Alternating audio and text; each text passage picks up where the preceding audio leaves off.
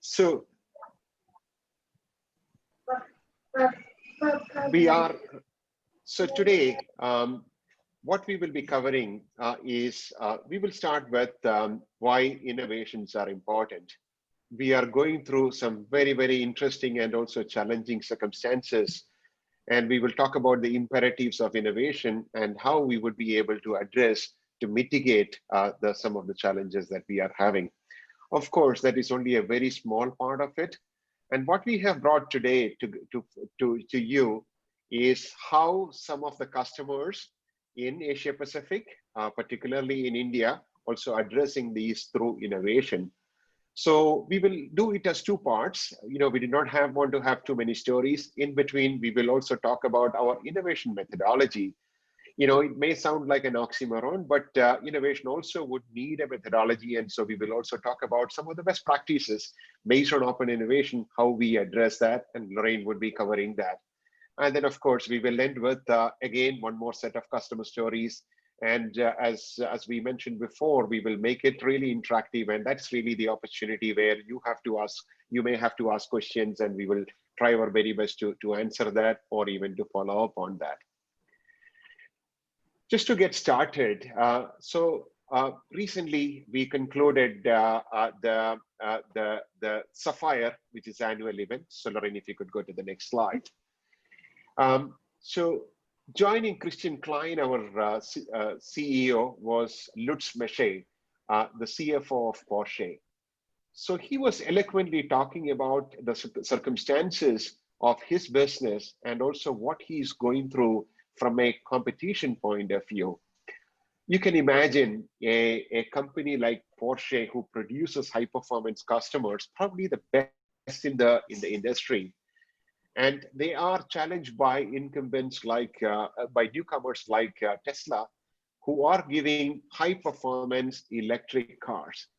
And what he was talking about is the challenges from a competition point of view.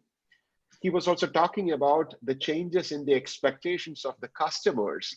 Gone are the days where everyone is looking at buying gas guzzlers to really heavy duty cars, but sustainability is certainly on top of the mind. Now, companies like Porsche may have had customers who have been sticking with them for a very, very long time. What he was also talking about was that they are also willing to change the loyalty to a brand for newer capabilities, newer experiences, and also newer purposes. And if you look at that, the very existence of products like the fast cars or the sports cars are really getting affected. So he was talking about the competitive pressure, the innovation pressure. If you look at that, is the biggest pressure that they are going through. And then finally, the cost pressures as well, even such a premium product like Porsche. So his answer to the current issues are, first of all, they want to preempt that competition. This is something that they have seen already, even though their sales may not have been affected that much. This is something that they are talking about as a long-term plan for their business. They have committed, or he was talking about that in the session, 15 billion euros of investment towards digitalization and also new products and new capabilities. It is not just on possibly bringing in some new models, etc., but really understanding the aspirations and expectations of the customers, even their loyal ones, and looking at new markets, new models, and also their organizational capability to deliver on that. This could be about, so not only about, so having possibly a connected car, but bringing their ecosystem together, looking at monetizing or even leveraging data to create new business models and new business processes, and also offer new, for example, car companies are now offering 5 years warranty, 10 years warranty. They are becoming also hybrid companies by bringing in new products and new capabilities. So these are the kind of transformations that he was talking about to combat the innovation pressure that they are going on, that they are having. If you look at that, many of you, so this is the reality that we are going through. The COVID pandemic is only accelerating that need of the transformation. And that's really the environment that everyone is going through. Innovation may not be, this is the panacea for everything, but certainly one of the key aspect which is really helpful for everyone to at least make some adjustments and also align the company's business strategy, leveraging innovation as a differentiation. If you look at that, this is what Porsche has done. They have aligned their digital strategy with the business strategy and make it as part of the mainstream success which they are looking at. So Lauren, if you could go to the next slide. So recently, IDC conducted a survey. Every year they conduct the Futurescape poll. So they run a survey which includes a physical survey as well as conversations with the top CEOs in almost every part of the world to understand their expectations or changes in the way they are looking at digital transformation. The findings that they have made are very, very interesting. So this is from 2019. They always come up towards the end of the year. So this was released in November. 80% of the CEOs are under pressure to execute successful digital transformation. There are a couple of things to take from there. So one is what we have talked about earlier with the Porsche strategy. Digital transformation is an important part of the business strategy now. So when your business strategy is success of your business strategy is dependent on the successful execution of the digital transformation, it is not a side project anymore. It is an integral part of your business, the customer's business strategy, and CEOs are accountable towards execution of the strategy. And so they are, 80% is a substantially high number. Then the next thing is their number one priority related to digital transformation is innovating at scale.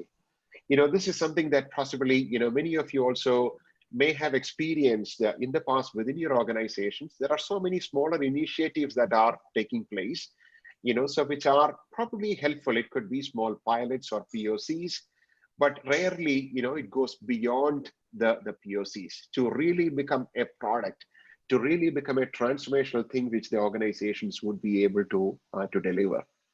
So their number one priority, how can we make it scalable? You're launching a connected product. How can it make a scalable product across all the markets, and how they would be able to derive implicit business value from that?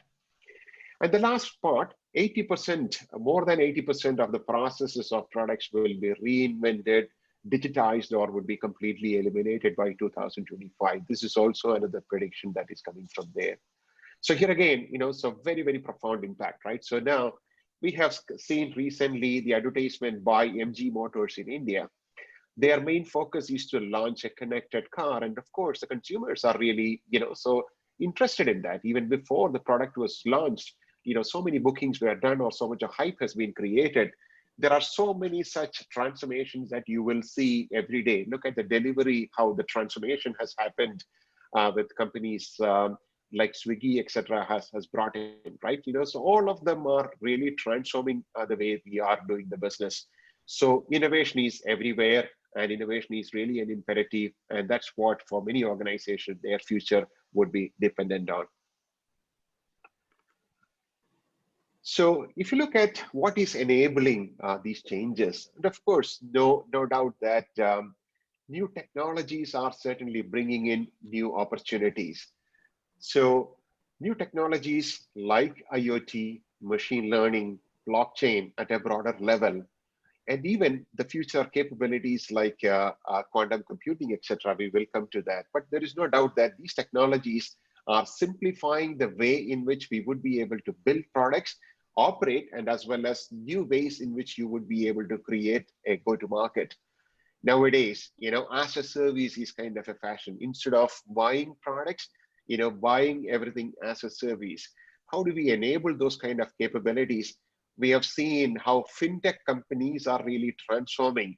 When someone needs a credit, urgently needs say 50,000 rupees, there are so many startups who have built capabilities using artificial intelligence, instant credit verification, and even for the people who may not have a formal credit rating, they would be able to get credit and even maybe crowdsourcing the funds, and they would be able to get funds in no time. There are so many areas like that. The transformations are happening, even the enterprises as well. So that is what is enabled by the technology. So if you go to the next slide, Lorraine. So there are so many impact of these technologies in every industry. So the technology, if you look at utilities companies or retail companies or any segment, if you are looking at, in every industry, you will see the technologies will have a profound impact. To maybe just to take one of them, so you would see that today we are talking about AI and ML and artificial intelligence. Convergence of this to really bring connected products is really the future. We will see that everything is connected. The cars are connected, or even washing machines or fridges or everything. It might be able to make orders on your behalf when your supplies are running low, or even maybe it knows when to wash your clothes depending on the tariff schedule that your discom companies are providing.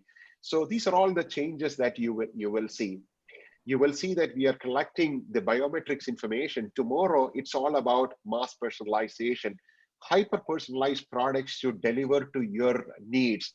It could be even medicines, so where you would be able to get the targeted medicine which will work with your DNA profile. So these are all the changes that you would see, that transformations of these various industries. You look at the blockchain. Everyone is building their products, and what is that one thing that everyone would be able to base their trust on? So blockchain is an enabler of the technology, and you will see several industries adopting blockchain capabilities. But it's only a matter of time when all of this mainstream. Probably the world that we are living in 2030 will be completely different than where we are. If you look at now, so the capabilities, like even ordering a car for us to go to the airport, or even visiting family or friends, all of that have completely transformed the way a few years ago, right? So this is what the technologies are enabling, and you will see the impact of that in all the industries. If you go to the next slide. So now within the technologies, we see three horizons. Horizon 1, so this is where all the technologies which are already mainstream, you would be able to leverage that, whether it could be as simple as deploying a chatbot or machine learning, containerization, analytics, IoT, and so on, right? All of them, you have products available. We might be using that on a day-to-day basis. Maybe your companies are also using all that already.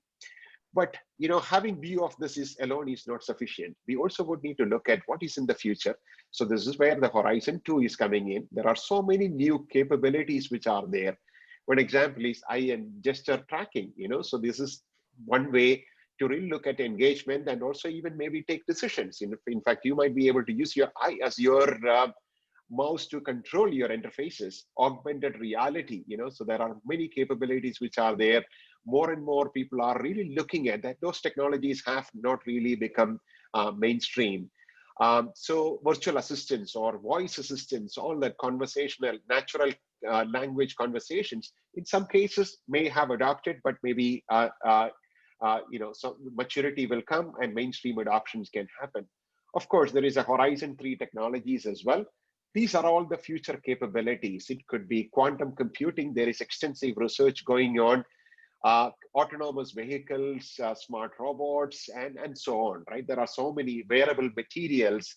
There are so many research that is going on, which again, the key for everyone's success is not that it is really mainstream several years away, but really looking at that, what is that you would be able to look at adopting that, bring it to your current horizon, even if those technologies are not mature, or at least keeping that things in view so that we would be able to create. In summary, it's all about capitalizing on the mature technologies in Horizon 1 to create new business process and business models, and even looking at Horizon 2 and also maybe Horizon 3 and how you would be able to create new services. This is happening everywhere, in India, in APJ, all across the world. And so this is what we would like to do next, is to really talk about how customers like you are adopting that. Maybe you have some experience to share as well on these. Please feel free to share that in the chat. Lorraine, if you could go to the next slide. Yeah. So this is where we would like to talk about how companies are really adopting this. So I would like to hand over to Lorraine, who will be taking us through some of the customer cases. Thank you, Anil. So I just wanted to leave this image here before I go into the next slide. This is an area which obviously you may have heard is really hyperextending itself and really doing some incredible things in augmented theatres and so forth. But we have a local entity, a company called Zuellig Pharmaceutical, that actually wanted to take it one step further.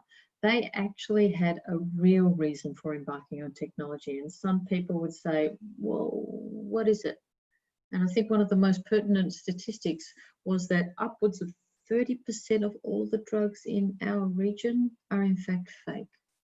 So I want you to stop and think about that. Fake medication predominantly in the cancer care.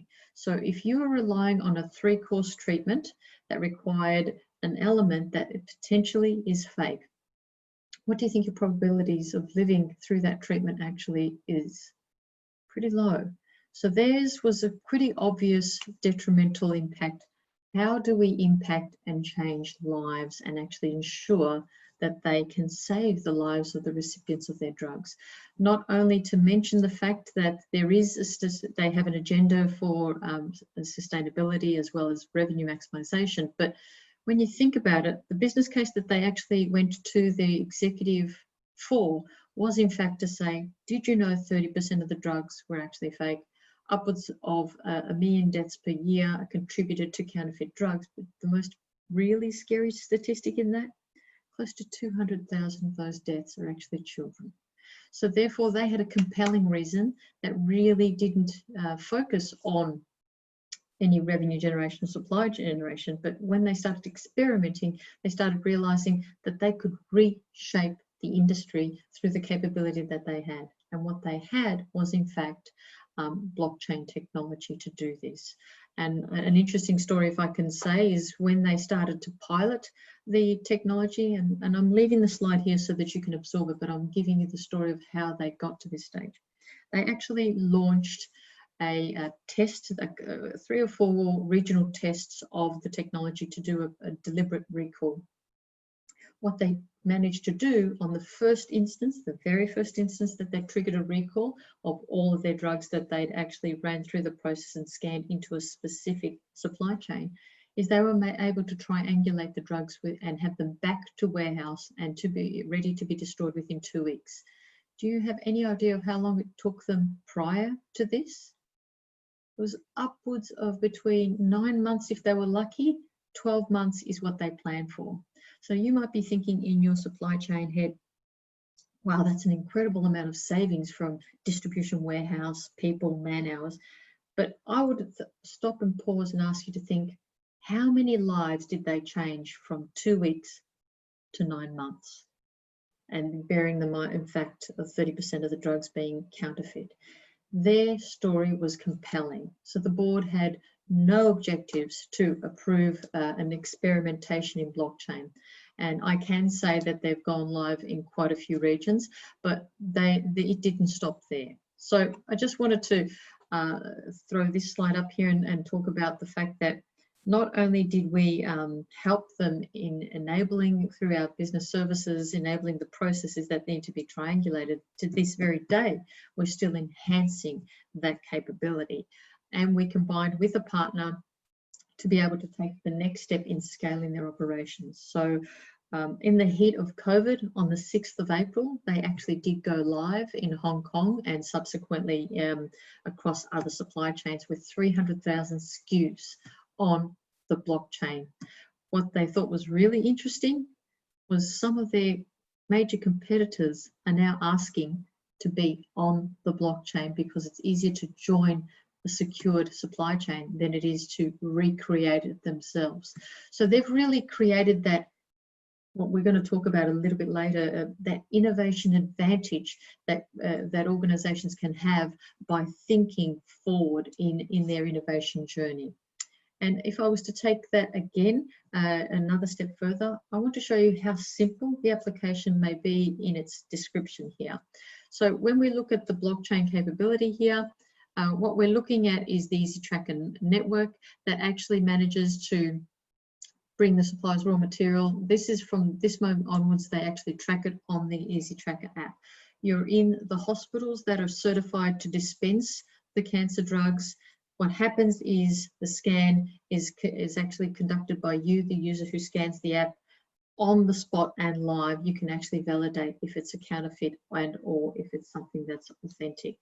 They're now taking this one step further. In this COVID age, you'll notice that some countries, and Singapore is one of them, have started opening up their borders to specific people to come into the border, but they have to get a COVID permit.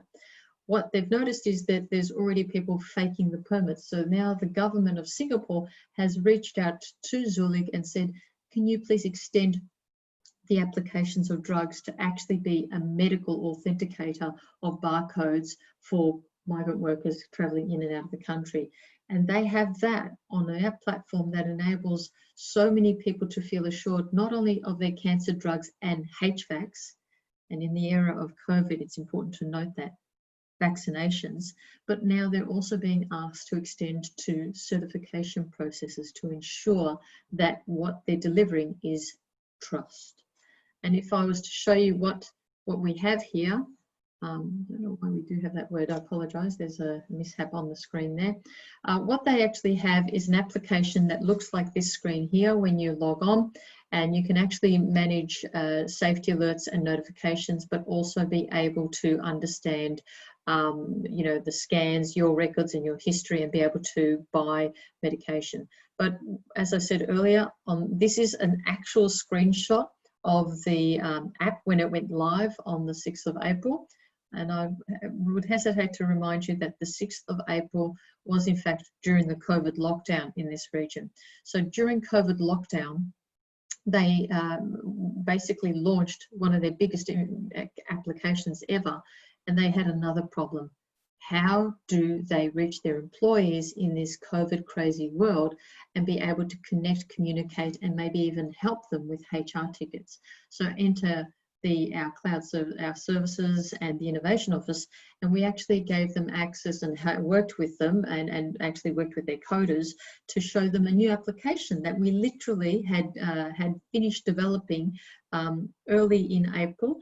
And so when the CIO saw this application, he literally said, I need this. So our team swung into action with their team. Remember, this is all virtually, and actually delivered an application called Bridget, which is a means of validating false news, statistics, information, government notifications.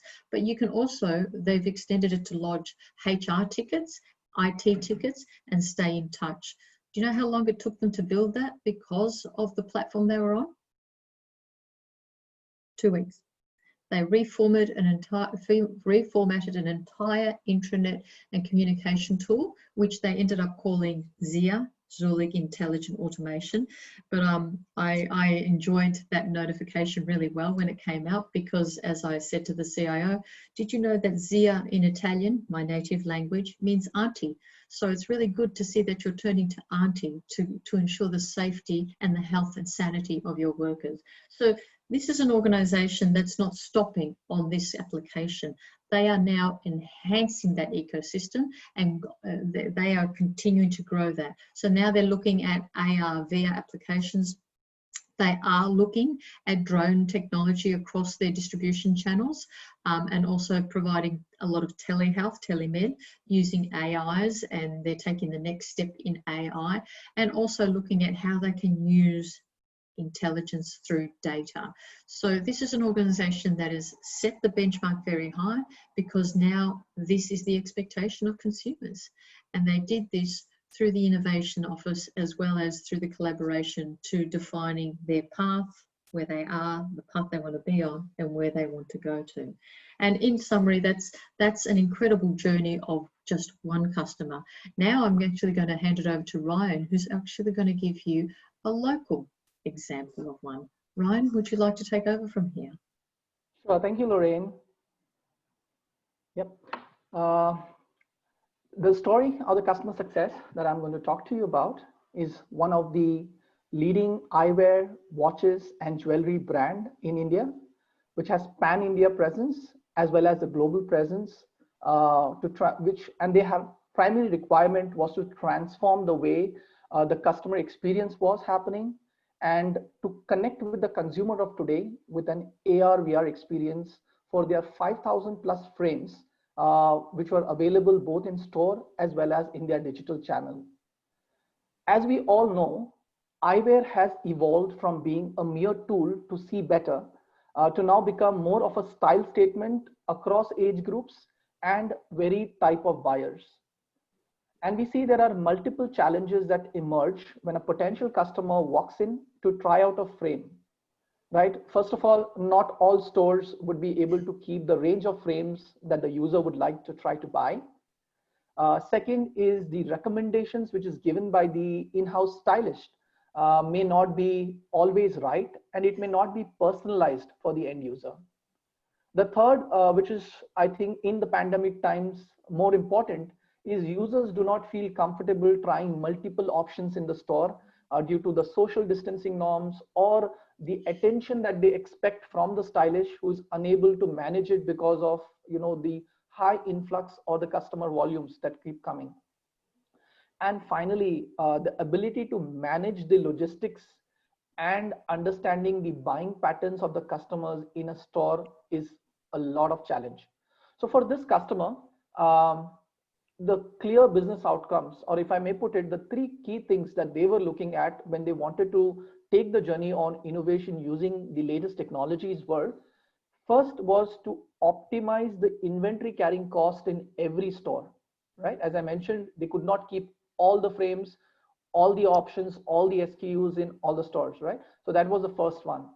Second, reducing the shop floor space requirements. They had huge stores, high rents to pay. They wanted to shrink that size and soon move to the online channel. And finally, elimination and on the dependency of the in-store stylist. Basically, there was a huge churn in the people who are actually attending to customers and the ability to, recommend the right frames to them. So what we did in case of our customer was to adopt a human-centered approach to innovation. SAP worked very collaboratively and along with our startup partner, which specializes in creating product experiences, we were able to deliver a cloud-native, web-based AR/VR experience on the web to the consumers. And we may feel, oh, this has to, would require a lot of time, etc., etc. But actually, we were able to deliver this from the idea to the market in less than 3 months. And it proved to be a game changer for the customer because our project started somewhere close to December and we were live closer to March. And it was exact time when COVID started. And when this project went live, the customer could actually run his entire business online. So as you see in the screenshots above, we are giving the eyewear experience to the customer in a perfect fit. And I will come through in the next slide, Lorraine, if you can take through, I can just walk you through the customer journey. So as a user, you can walk into the store or you can log into their online channel. And when you select the option to try your frame, we have a face detection algorithm running in the background, which leverages computer vision. And it creates a real-time 3D image of your face. And what it does in the backend is actually detecting your face type, the size, and automatically recommending you relevant products from the catalog which matches your face type. So that mapping has been done and it keeps enhancing based on how the customer is buying, what is he browsing, etc. Right? So that is the first part that we do. Based on this entire AR/VR experience, and you see the AR/VR experience is quite important because you have to give the look and feel as if the customer is standing in front of the mirror and he is trying out the various frames. So the level of detailing that is needed in the product has to be, up to the dot, right? So we were able to do that. After the entire experience, the customer selects and he can choose between the frames, the glasses, the colors. So all personalization is possible. And once he browses through that entire buying journey, he then checks out the product, makes the payment. We have provided him links to share his feedback on the experience on social media. And finally, post the checkout, the information about the browsing behavior and what were the frames that he selected based on the face type goes back into the machine learning trained models in the backend to improve the accuracy for the next customer who walks in. So this was an end-to-end journey for a customer, which we translated, I would say, the entire physical journey to a complete digital world for the customer. And the benefits that they have immediately realized in the last 6 months are they have been able to redefine the customer buying experience, a spurt in the entire online hits that they have received, and customers trying their products online. They are now able to carry the right inventory in the store based on the right demand. The ability to provide more than 5,000 plus frames, options to buy for the customer in one single window. Ability to avoid any human error while you are recommending a particular frame to a customer and knowing the behavior and personalizing it. And finally, we can test the buying patterns of the customer to predict future demands. So these were a few of the things that we have already done with the list-leading customer. And as I said, this is a large conglomerate in India. And now with the success that they have seen in the eyewear business, we are now taking that success over to their jewelry business. High impact business, as you may all aware in India. Jewelry buying season is starting and the customer is now ready to give the same experience of all the SKUs that are available in their stores to all the customers as we speak. So the prototypes are on and the customer is ready to launch before Diwali. So this is an interesting use case, having AR, VR experience onto the web. So with that, I think we move to the next section, Lorraine, and over to you. Thank you so much for that. So what we have here is a little bit of a Q&A time. If you would like to ask any questions, we're just going to have an intermittent, but you'll notice that there's a website. It's a Menti website. What I'd like to do is ask you all to just log into that Menti website and use that user code, because we're going to ask a few questions, but we're also going to open it up to you for some Q&A. And Mukesh, if there's any questions that you've been logging on the actual chat, if you'd feel free to voice them, because basically you have both myself, Anil and Ryan ready and willing to answer any questions about the stories and some of the content you've actually seen to date. Is there any? So there are some questions on the chat, but yeah, so anyone there is a question, Mukesh. Mukesh, there is a question from Sunil Gupta. What are the underlying architectural components of SAP SCP in the lens of frame solutions? So, right, you can answer that. Sure. So in that entire solution that we have modeled for them, we have used a proprietary machine learning based algorithm that our partner has built, but it completely runs and is delivered on the SAP Cloud Platform machine learning services that we are providing them. They're also using the integration services because it's not only about the entire product experience, but ability to integrate with the backend systems, which could be SAP, non-SAP. So in this case, we had SAP ERP integration, their integration to a third-party CRM system, and their billing systems.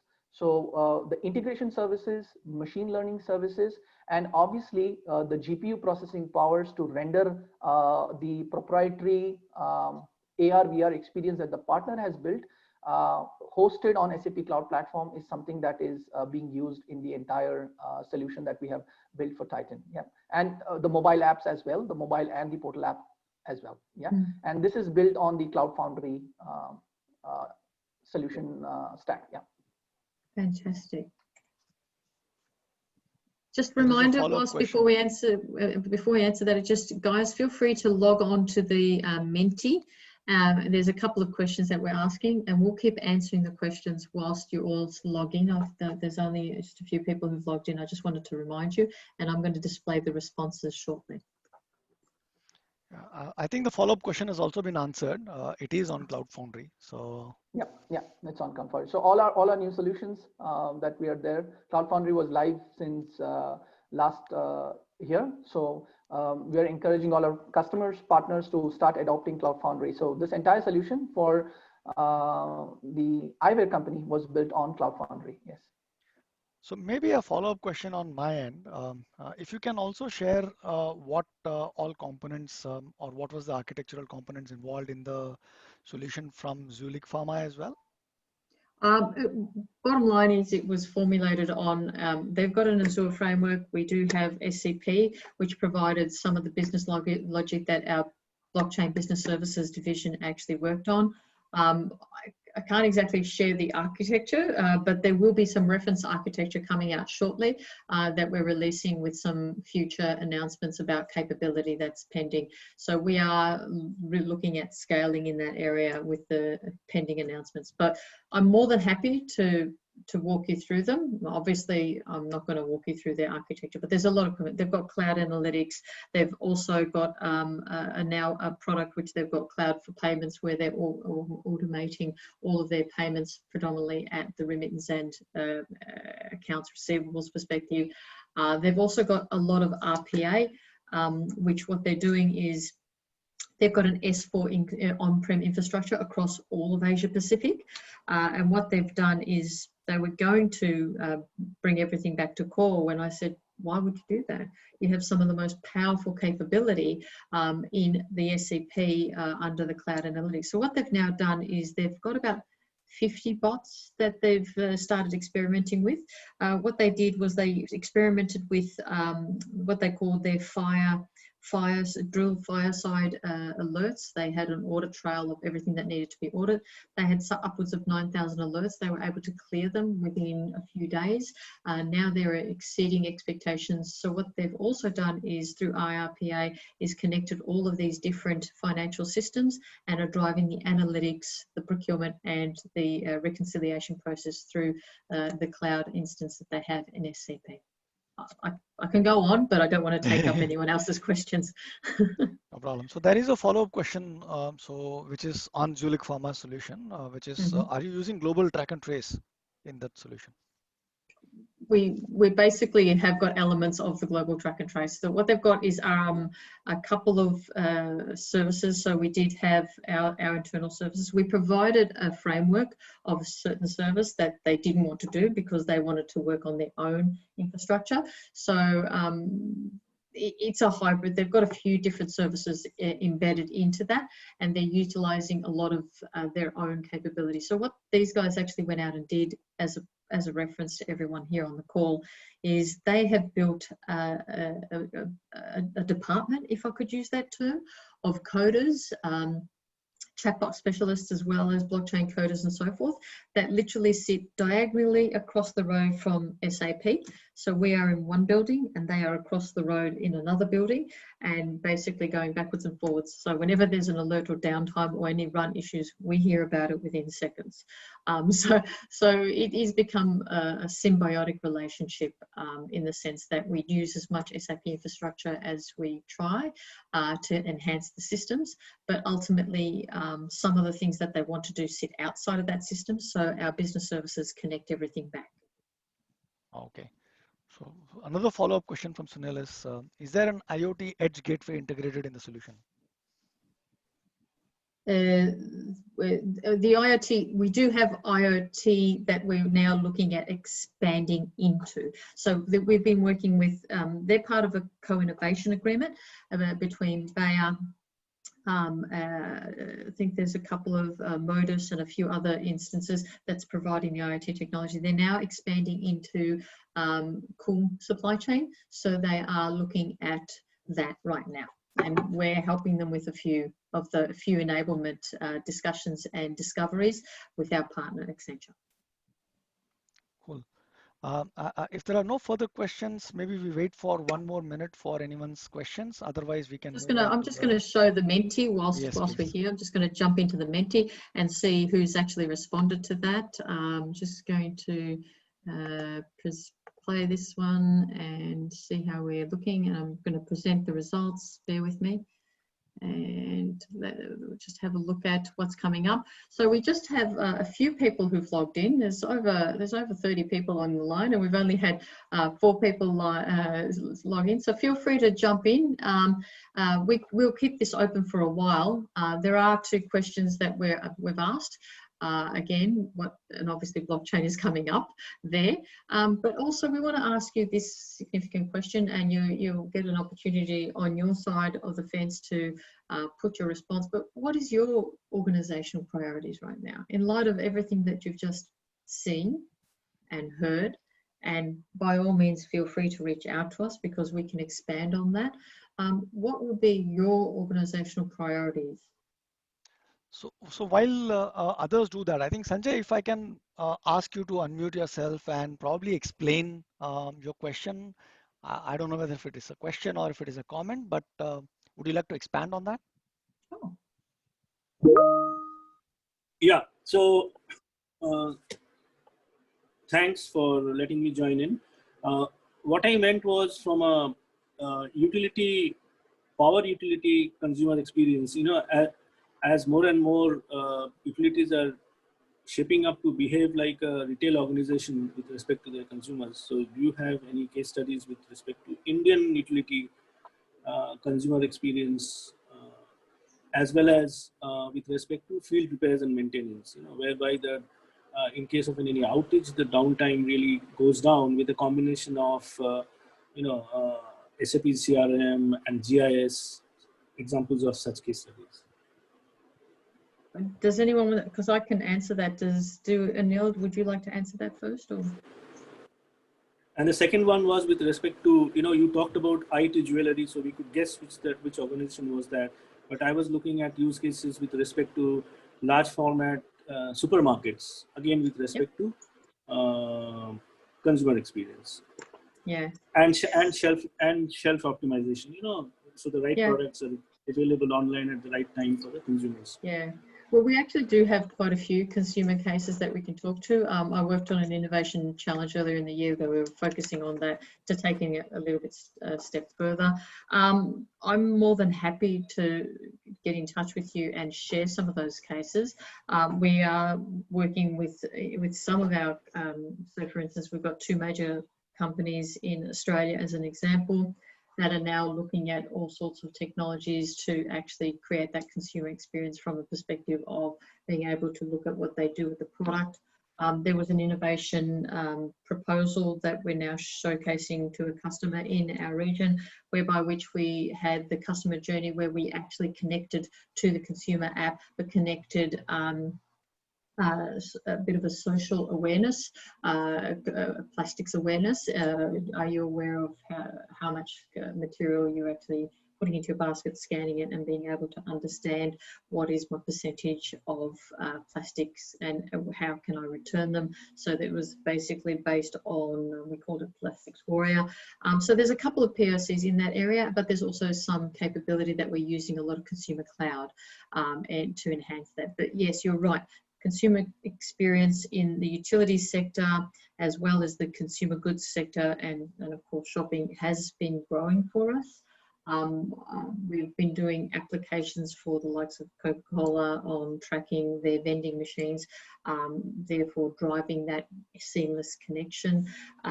For a utility in New Zealand, they've actually created an app whereby which they can see their consumption, but also opt in and see how much they're using against their prepaid electric consumption, so it drops their charges down if they buy in advance and keep within a bandwidth. So it was designed to help some of the that actually has a social demographic that doesn't spend as much in utilities. So there's a lot of applications we could go into. Basically, really, which area do you want to take this in? Anil, did you want to bite in here? Yeah. Yeah. So Sanjay, you're spot on, right? So the technologies are also enabling metamorphosis of companies to adopt new capabilities, to enter into new business lines, new businesses altogether. Like you give an example of telcos are becoming retail companies, and they are now with 5G coming in, even the services which they are looking at would be completely different, yeah, because they are becoming platform providers. That's the only way they would be able to make money would be to come up with new services. And certainly that is happening. And this is where most of the companies are also looking at how enabling or using technology, capture new markets or new business models, and even completely transforming themselves. So that's really happening.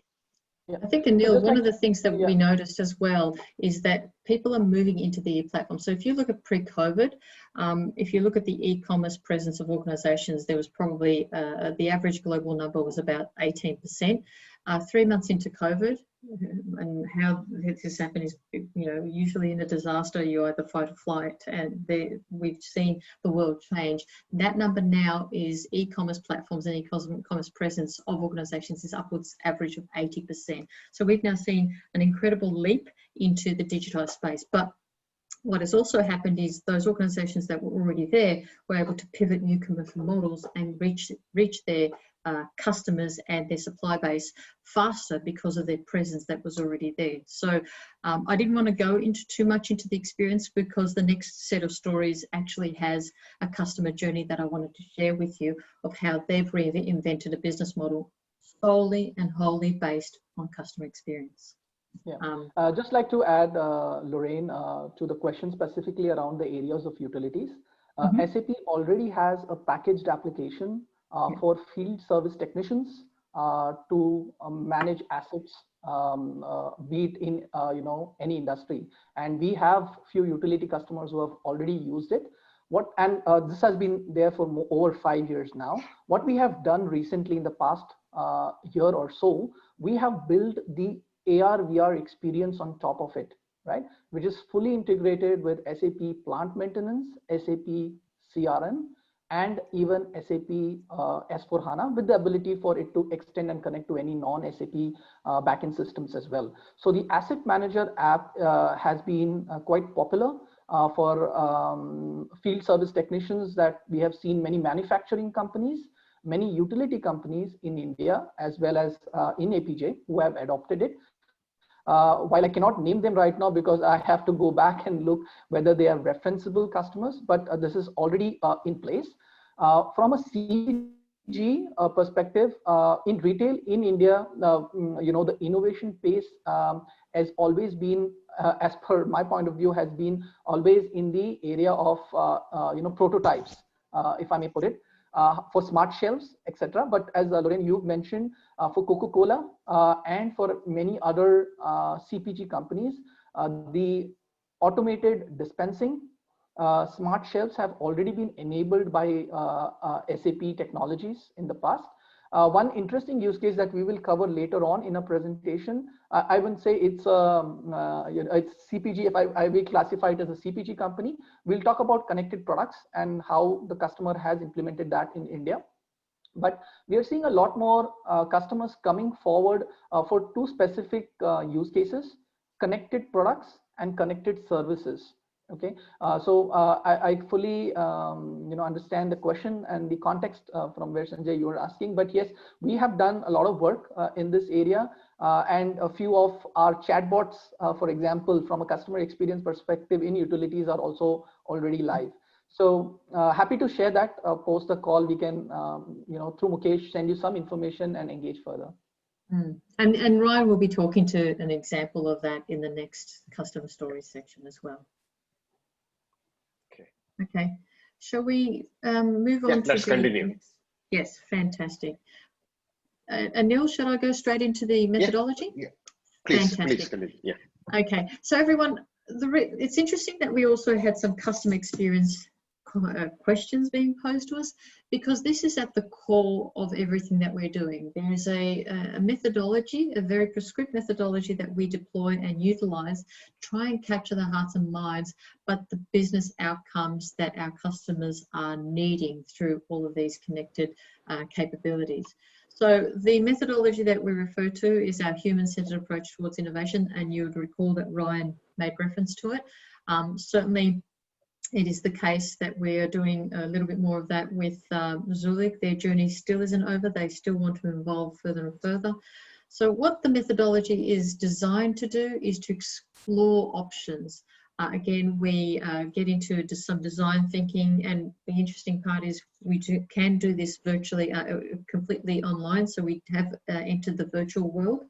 But the idea here is to explore many different options and basically focus on delivering an experience to our customers. So we discover what is feasible with all the stakeholders of that business, that business division, business unit, industry, and then deliver as many ideas as possible to see which ones fail fast, but which ones are the diamonds that actually end up being the ideas that the rest of the teams or the stakeholders have actually honed in on as being the next piece that they want to explore. Why is this important? Because of just that, involving the customer and involving them in the decisions and the discovery of, and discovering the problems that they probably thought that they didn't have. They are able to own the journey and own the experience.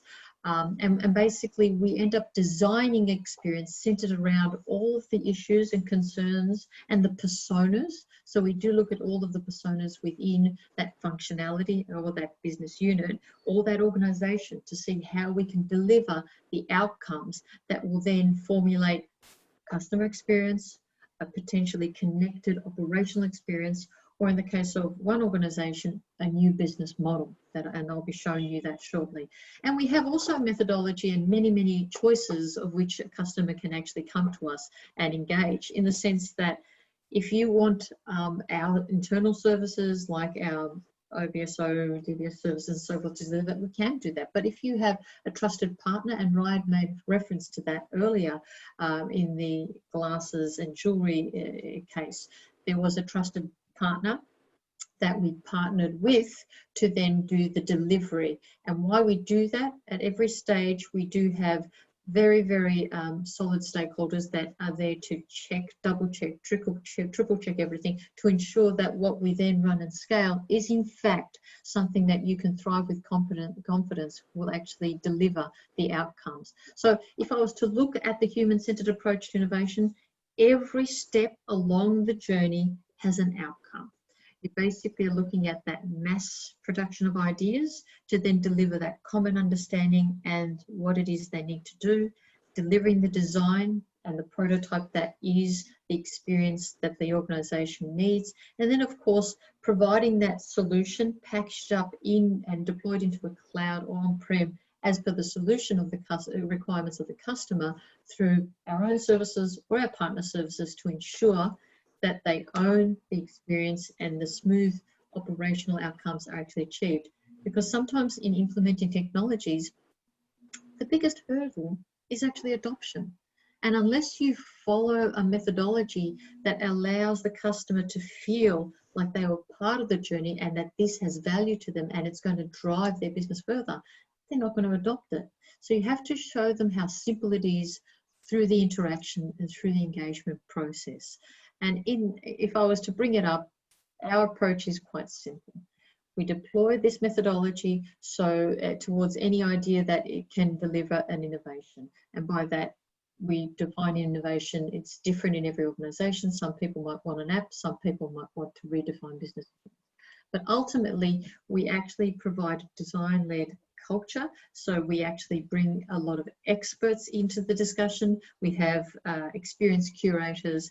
We do have customer experience specialists. We do have a lot of designers and so forth. So I'll go into that a little further. But we provide the architecture that matches that design-led approach and then provides you an ecosystem of innovation to deliver that solution and deploy it around your organization. Ultimately, what we're trying to say here is that it all is a capability of matching all of these approaches to then deliver success for our customers. Because ultimately, why deploy a solution if nobody's going to adopt it? So therefore, we would like to say by a prescribed methodology as such, you can ensure that there's a successful outcome because everyone has been on the journey together. And so a fundamental foundation, and I briefly alluded to it in that previous slide, is the innovation advisors. So like myself, Anil has a team of innovation advisors spread out across the region, each one of us with yes, some core expertise, in my case, blockchain as such. We have IoT specialists, we have ML and chatbot specialists. So each one of us have a specialization, but we also have different markets that we look after. And we can call on each other for each one's advice on a certain industry and certain technology. But then again, those UI designers with that advice and that collaboration are there to listening to the curation process to deliver the experience that we'd actually had been embarking along the journey to discover. And again, the architects. When it comes to architects, it's not just providing something that says this box, that box, that box there. Far from it. Our architects look at what our designers and the customer needs, and therefore look at it from a security perspective, a stability perspective, an ecosystem and infrastructure perspective to ensure that the best value and the best outcomes can be achieved by you, the customer who is on this journey. And then of course the developers, and our developers are a neat bunch of people. There's we have one person called Ashvini who heads up an incredible team that in our labs that actually do everything from data scientists and machine learning and RPA right through to whatever new way that you would want to do this. So we build these prototypes with the understanding that some people might say, oh, but they're just prototypes. They're prototypes that work on real data. We may have some data from you, or we develop the data ourselves, but they are replicas of what a production scale model would be. And as such, there's a high level of confidence that we deliver in the innovation exploration process that our team actually embarks upon on a day-to-day basis. So you can see by these touch points and this human-centered approach, and always with the customer experience in mind, starting with an advisor and the ecosystem that sits under Anil's care, we tried very, very hard to provide the foundations of innovations to our customers to ensure that their idea isn't just something that germinates, but is something that can become a reality. Therefore, if I were to say, what does innovation drive? Well, it drives outcomes, because we're designing an experience that has all of the lines that matter at heart, focusing on the outcome and the idea that's going to differentiate them, to drive value, deliver value, create that advantage. We help them visualize the experience by that. Prototypes, the architecture, and the experience of using this is in fact something that they can resonate and understand will work in their ecosystem. But also, most importantly, we help build that experience that then drives that innovation mindset forward. And that's the key here. Once you've taken an organization on this journey where they can see the value, that mindset of building the experience stays with them to the point that they then foster an innovation mindset. And it actually begins to work within the organization because you're nurturing new ideas, because you've actually set the example of how to create a new idea, a new business model. You're also utilizing this as a springboard for new ideas and innovations to grow. Obviously, it doesn't stop at one idea, it germinates into many other ideas. But also, we can provide a lot of industry-specific insights, but you can provide your own insights into your industry and the uniqueness of how your organization works, so that we can actually build something that matters together. And that is the key. And what I'd also like to think that if we get this innovation mindset, there is a journey that every customer and every organization goes on. I refer to it as the evolution of innovations, because one of the biggest hindrances, as I mentioned earlier, is in fact the adoption. And the maturity and adoption curve is such that you need to take your customers, or you need to take your partners along the journey. So usually they sit at a mediocre readiness and enablement. I understand cloud. Well, cloud can do so much. And then of course we help them create the intelligence as we execute. So by starting on an innovation journey, i.e.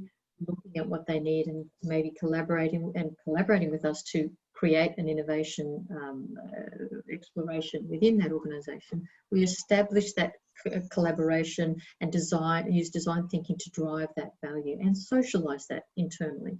Once that application is then seen, the value is actually there, then it creates what we refer to as that innovation outcomes mindset. They can see the value, they start looking for new things, as was the case in Zuellig. Once they saw the value of the blockchain, they started looking at other things they could bring in. Once they saw the value of RPA, they started looking at other business processes that they can bring in.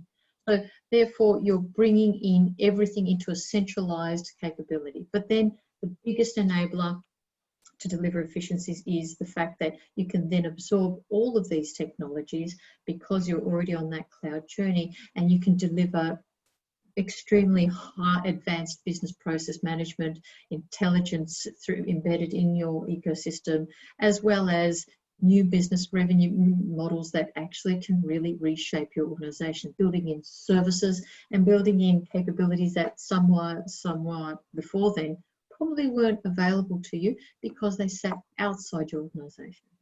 So I think of an application that we built in Australia for one of the largest paint manufacturers there, that was all about measuring out decks so that they can recommend how much paint and how much cleaner and how much stripper and what they would need, and YouTube videos they could access. But what they added on to it, which came out through the discovery, was why don't you just hire a paint? Instead of using Airtasker and all of these employment apps, within the application, you can actually find people that are already there to do the painting, to do the stripping. So what they've created is a new opportunity, a new business model by bringing in the services to deliver their product.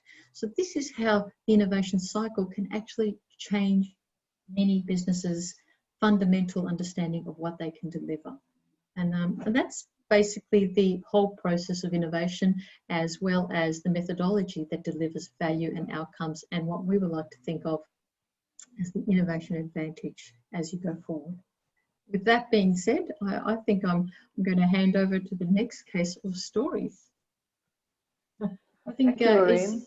Yeah. Yes, go for it. Yeah, I'll take up next, and I'm also cognizant of the fact that we are 20 minutes away from our time. So maybe I will just ensure that I be concise and precise, and so that we cover as many information for our audience today.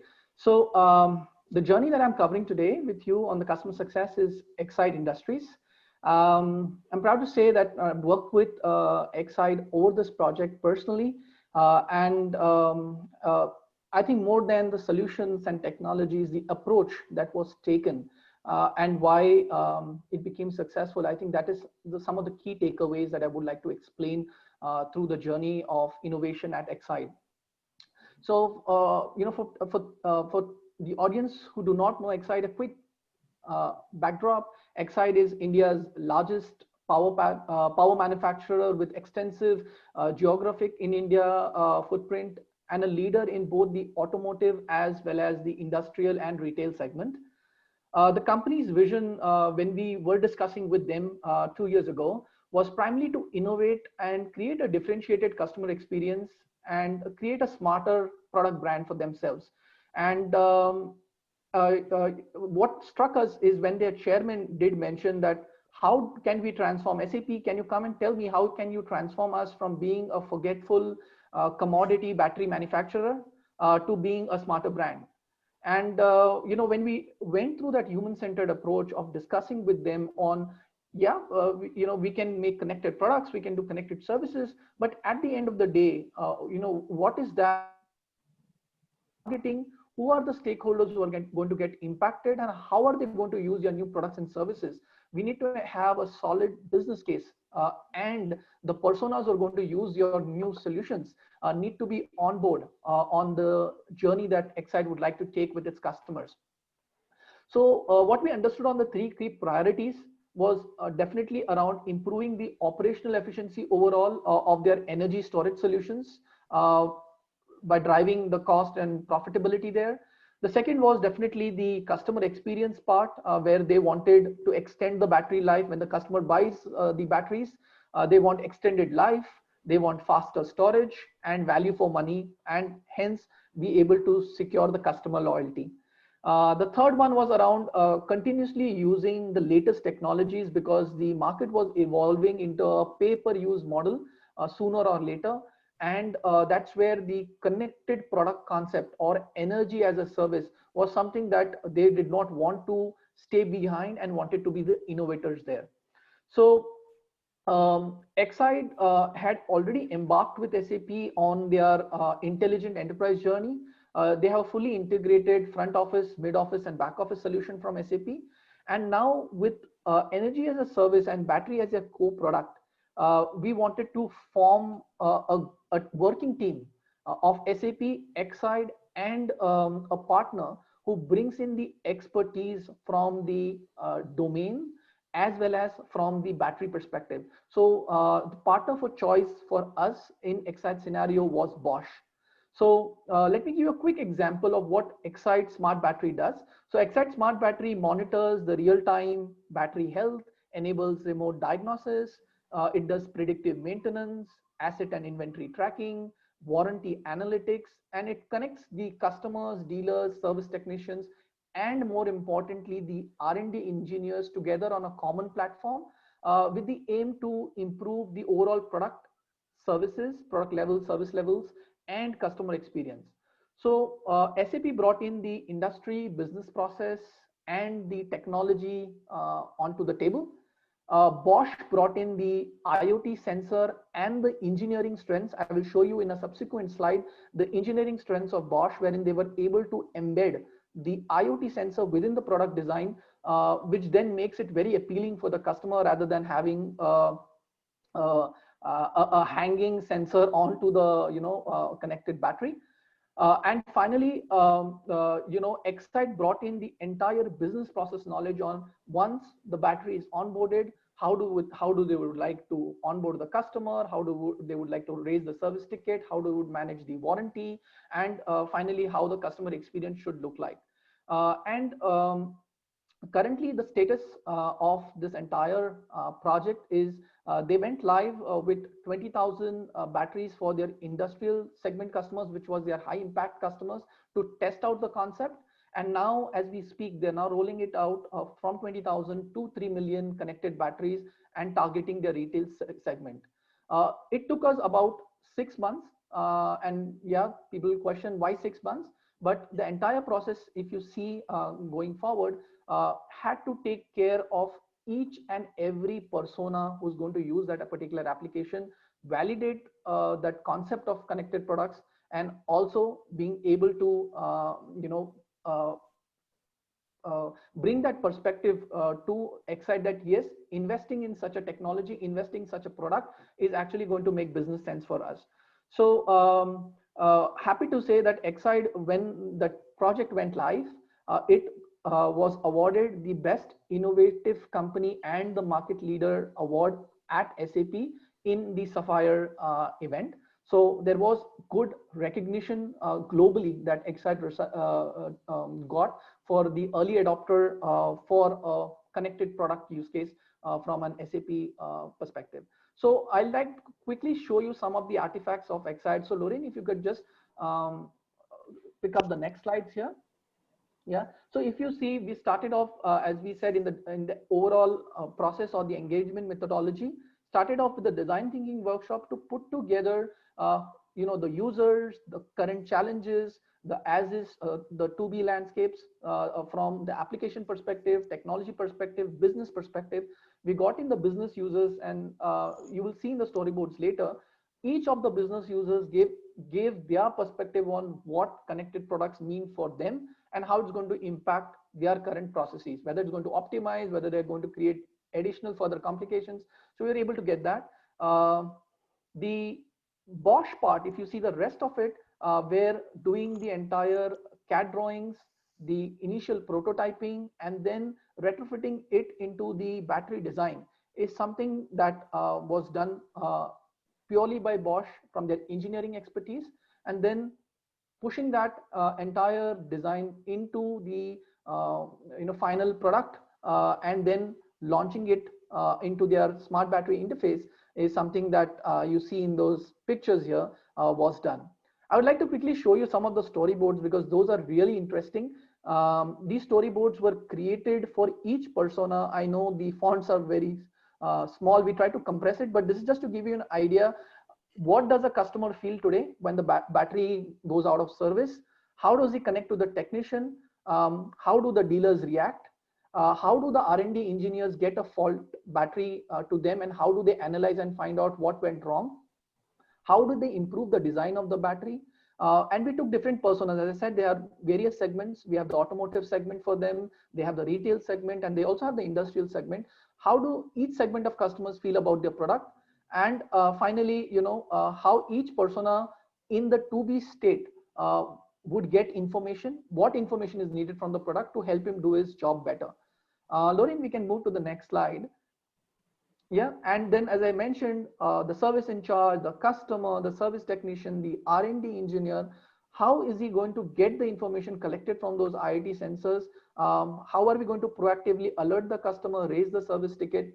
How is the service engineer going to approach? How the escalation process will work? And finally, how the R&D engineer, I think that I'm referring to R&D engineer because more importantly, they wanted to create this new segment wherein faster storage and cheaper storage is something that they wanted the R&D team to work on based on the new product. So getting that information quickly from the field was something that they needed. So we built this kind of storyboards, and this was replayed back to the chairman and back to the business users to validate as to these user interfaces, this data points, and this is how the entire end-to-end battery commissioning to decommissioning would happen, which actually was validated by all stakeholders. And hence then we moved into the actual product or the innovation prototype, right? So we go to the next, and I'll just show you a few prototypes that we created for them.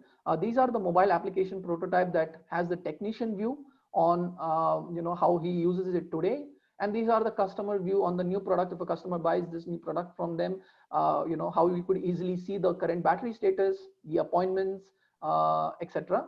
So they are choosing between multiple technologies for communication between the sensor and the platform. They also have a SIM-based version of it, and they're also now looking at the Bluetooth version or the BLE version of it to be considered into the battery design. But yes, overall from that perspective, these are some of the prototypes in the early stage that we help the customer realize to see what a customer would need and how it will look like. Yeah, and I think we can just close it out on the next slide, which is the architecture slide. So from a solution architecture, just to briefly cover, the connected batteries through, as I mentioned, through the network interfaces would send in information to the SAP connected battery platform, or I would say the SAP cloud platform for us. And we are using the IoT service, the integration service, the mobility and the portal services, and also the integration services that goes back to the SAP ERP and CRM. And applications for various personas, be it the customer mobile app, technician mobile app with the required capabilities within these apps, and a web portal, the ability for the R&D engineer, for example, or the service engineer, for example, to view their respective KPIs, or the sales manager, for example, be able to see, and also do something like inventory tracking or warranty analytics is something that we have enabled. So this overall, the architecture from a technical standpoint was very easy to deliver. I think the major capability that we had to bring in was this sensor. How do we embed that sensor? And then second part is this as is and to be mapping and agreeing with the stakeholders that yes, this makes sense. I put my money and my additional bucks on this kind of an idea, and then scale this idea. As I mentioned, from 20,000 to 3 million in 1 year is something that came up as a sustainable model using this engagement approach. So I'll take a quick pause, and Anil, if you would like to take up the next success story. Well, the next success story is actually an industrial. We've already gone through the methodology, so I can actually go through this very quickly. We actually had a customer during COVID shutdown that wanted to realize they wanted to look at the sales experience, but increase revenue and understand what they needed to do. They didn't know how or what, but they needed to be the leader in this space because of government pressure to do so. So when we were going through the initial discussions, we identified an area that they wanted that they never tapped into, and we wanted to drill that. So we used our virtual capability, and we use a tool called Mural, whereby which we engage with all of the stakeholders online, and we identified the two main areas that they wanted to focus on. Understanding that they wanted to be able to look at the today and tomorrow scenario. And these are their participants who participated and gave us these problem statements. We identified 2 pilot pieces of equipment that we would actually then experiment and do the POC built on, but then we built a game plan to execute. And this was a series of many workshops. We started in mid-June.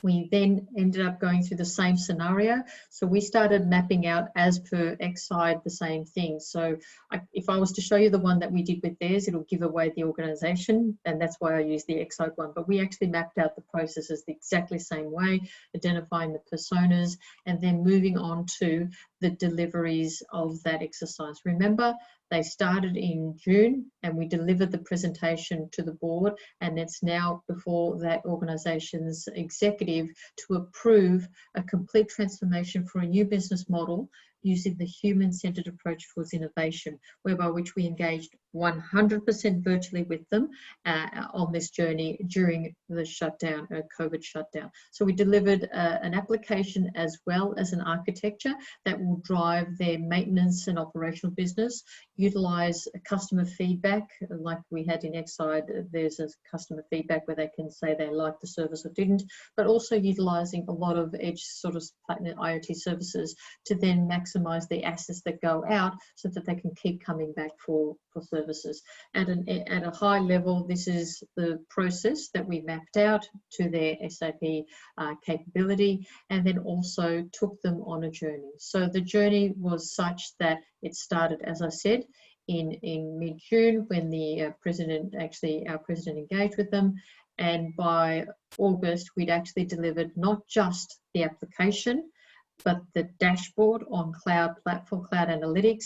And we, when they saw this halfway through the engagement, they went out and registered a business name because they were so confident that they finally had the idea that they thought they wanted to do. And again, as I said, this whole business model is now before the executive for final approval. That's 2 months through, 2 months now nearly 3. And they've been able to redefine their business model. With that, I'll pass over to you, Neil, because you've got a really cool story of a startup. Yeah. All right. So this is the final story that we wanted to share. This is about Claire. Claire is a startup from Korea, and they manufacture air purifiers. They have been in the business for the last several years. Quite a small company, about 50 plus. And this is the product what you see on their right side. If you look at a traditional product like Claire, yeah, so this is something that everyone uses to provide better quality air, better quality lifestyle. Lorraine, we can run the animation to make it easier. So their objective was to ensure that we are able to offer clean air for schools, yeah, so that they are able to attach sensors which can measure air quality and also provide or gather the data on the various locations in Korea, in Seoul particularly, and also to provide valuable insights, and also in that process providing good quality air for students, which will help them to foster their growth and also to provide a good studying environment. So this was part of the government agenda of the government. Now, once that is delivered, of course, a simple air purifier will deliver the task of pure air, but actually collecting that information, what is happening in the schools, yeah, this was actually the biggest challenge they wanted to address.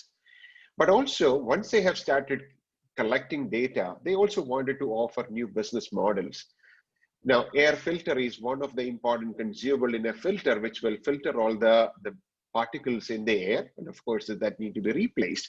They also wanted to use this as an opportunity to offer air purifier as a service or a filter as a service. Now, this is a new business model that has come up. And of course, when you have actually access to the information, there is also a famous, or the equivalent of WhatsApp in Korea is Kakao Talk. And they also created a new business model to create a community so that they were also able to provide, for example, alerts, so air in certain area is not of great quality. And so, or microdust, some of the children may be allergic. They're also able to provide alerts because KakaoTalk or the phone provides you the geolocation. And if you're closer to that, you are able to provide valuable information and creating a stickiness. You can see a product like an air purifier, which is possibly there in every home, is being transformed by technology, by collecting information. They are also contributing into the improving the environment because they have also greater insights of air pollution across the globe. So this was actually a big transformation for them. Now they are also thinking about the newer capabilities and as well as the newer models that we can that they can launch. Maybe in the interest of time, we will take this opportunity to summarize the session. So what you have seen is quite a number of exciting stories using the technology. And of course, so I also hope that this has really helped you to inspire your thinking in your context, in your product or in your business context, what you would be able to apply. And that's what you would be able to do. We have a beautiful experience center. In fact, that's a backdrop that me and Lorraine are using. It's a 10,000 square feet facility in Singapore. We also have a whole number of stories and the showcases that we are having. This is available as a remote demo in case if anyone is interested to have a detailed view of the stories. We normally do a tailored session. So please let Mukesh know and then he will connect with us and we would be very, very happy to organize those sessions to inspire you. So just to summarize, this is one of the favorite quote of me, what Steve Jobs has said. We are here to put a dent in the universe. Otherwise, why else we even be here, right? So everyone is looking at the greater purpose with which we are contributing to the community, to the country, and also to the world. So innovation is a possibility to create new purpose, new meaning. And that's where we really want to encourage all of you to really look at why innovation. So we would be able to work together on creating the innovation advantage because as we talked before, that is a very, very important aspect which will help us to take the future. We also would be able to exceed the rate of change that is happening within our environment. And then finally, as Steve Jobs mentioned, let's also make a dent in the universe. So with that, we conclude the session. And of course, we would be sharing the decks with all of you. Mukesh will be sending it. And we will stay on for probably a few more minutes as well to address any more questions that you may have. Thank you very much, everyone, for joining the session. Thank you. Right on time. Thanks everyone for joining in and thanks Anil for taking us through. Maybe I'll just ask one question on behalf of all the customers and then conclude. So what is the single biggest challenge that the team needs to overcome in order to scale these innovations? Yeah. So for me, the number one thing is how much you are able to align what you are doing with the stated business strategy or the intended business strategy, which means that what you are doing needs to have a material impact on the overall strategy that you're taking. And that's when you would be able to climb greater heights. It is not to really look at small incremental improvements, but to really do material things which can impact your top line and also bottom line and also make your company successful. And that's what will really matters. Thanks, Anil. So I'll open it up for any questions that people might have. I think there have been a lot of questions on the chat, which the team has been responding in parallel, just so that we can save some time. So if anyone wants to unmute yourself and ask a question to the team, maybe I'll ask the team to stay on for 2-3 minutes more and answer 1 or 2 questions. Otherwise, thanks everyone for your time. I hope the session was useful. If you can just quickly respond to the poll, that will be great as well. And we will be back next month, same day, same time, with another session on driving digital transformation as part of the Indus Driving Transformation Special Interest Group. So anyone would like to ask any questions of the team that is that took you through the presentation?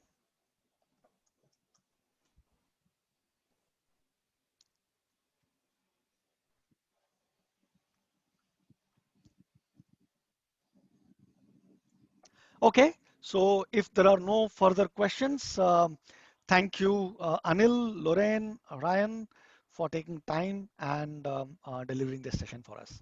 Thank you so much. Thank you, everyone. Thank you. Thank you. Bye-bye.